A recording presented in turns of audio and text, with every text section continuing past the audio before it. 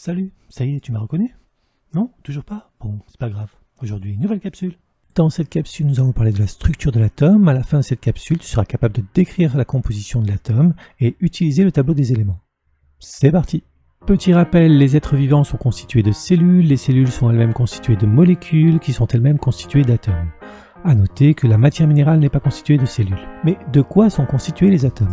Eh bien, les scientifiques ont montré que l'atome était composé d'un noyau central formé de particules qu'on appelle des nucléons, autour duquel tournent des électrons. Voilà une représentation simple de la structure de l'atome, la réalité, elle, étant un petit peu plus complexe. Les nucléons donc dans le noyau sont les neutrons et les protons. Les neutrons ne portent pas de charge électrique, ils sont neutres. Les protons portent chacun une charge électrique positive. Les électrons autour du noyau portent chacun une charge électrique négative. Parlons maintenant de la neutralité électrique de l'atome. Il y a autant d'électrons que de protons dans un atome, donc autant de charges électriques négatives que de charges électriques positives.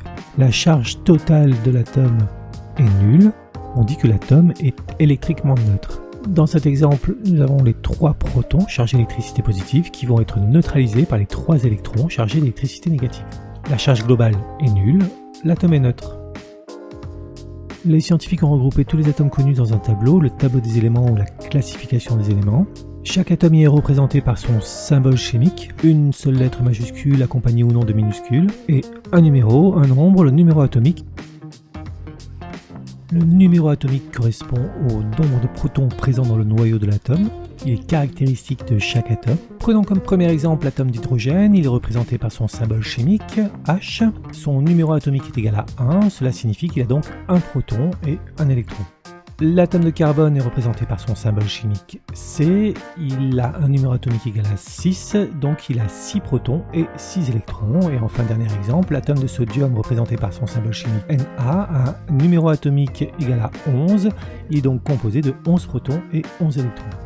On peut utiliser le tableau pour construire un modèle atomique. Prenons l'exemple de l'atome de lithium. Son numéro atomique est égal à 3. Il est donc constitué de 3 protons dans le noyau et 3 électrons qui tournent autour du noyau. Nous ne représenterons pas les protons puisque leur nombre n'est pas indiqué pour l'instant, ce sera pour une autre histoire. On peut également identifier un atome à partir de son modèle. Par exemple, sur ce modèle, on voit que l'atome comporte 6 protons et 6 électrons. Son numéro atomique est donc égal à 6. On le retrouve dans la classification comme étant l'atome de carbone. Parmi les éléments les plus abondants, on peut retenir les principaux constituants présents dans l'univers, l'hydrogène et l'hélium. Et on notera sur Terre des éléments plus lourds tels que l'oxygène, le carbone, le fer, le silicium et les terres rares qui, contrairement à leur appellation, sont assez répandues dans la croûte terrestre et sont très utilisées dans la fabrication de composants de voitures hybrides ou encore dans la fabrication de diodes électroluminescentes.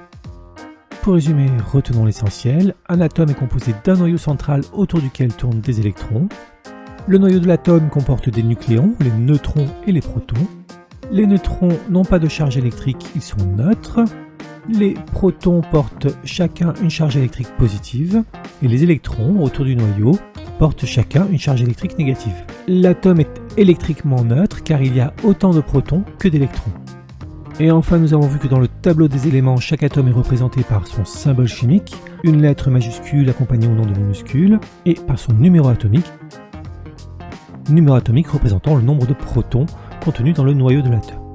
Parmi les éléments les plus abondants dans l'univers et sur Terre, on peut retenir l'hydrogène, l'hélium et des éléments plus lourds tels que l'oxygène, le carbone, le fer, le silicium et les éléments composant les terres rares. Et bien voilà, je ne sais pas si tu m'as reconnu, mais c'est fini pour aujourd'hui. Alors je te dis à bientôt pour une prochaine capsule.